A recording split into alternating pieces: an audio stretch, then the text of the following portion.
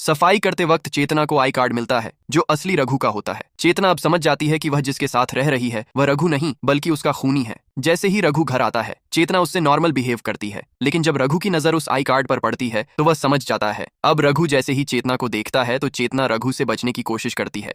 इसीलिए रघु चेतना को सच्चाई बताता है कि वह 15 साल पहले एक लड़की से मिला जिससे उसकी शादी हो जाती है और कुछ टाइम बाद हमारे 2 बच्चे भी हो जाते हैं। एक दिन डॉक्टर ने मुझे बताया कि मैं तो कभी बाप बन ही नहीं सकता था। ये सुनते ही मेरे पैरों तले जमीन खिसक गई और जब मैं घर आकर देखता हूँ तो मेरी बीवी और पड़ोसी दोनों साथ में मजे कर रहे हैं। ये सब मुझसे देखा नहीं गया और मैंने उन दोनों को खत्म कर दिया और वहां से भागते भागते बहुत दूर निकल आया। यहाँ मुझे रघु काका मिले जिन्होंने मुझे रहने के लिए घर दिया। फिर चेतना पूछती है, फिर तुमने रघु को क्यों मारा? वह बताता है कि रघु काका को मैंने नहीं मारा बल्कि उनकी जान बीमारी के कारण गई थी और मैंने उनको इसी रेगिस्तान में दफना दिया और तब से ही मैं रघु बन के यहाँ रह रहा हूँ। इतना सुनकर चेतना उससे हमदर्दी दिखाने लगती है और एक दूसरे का सहारा बनते हैं। अब अगले दिन चेतना के पति की एंट्री होती है।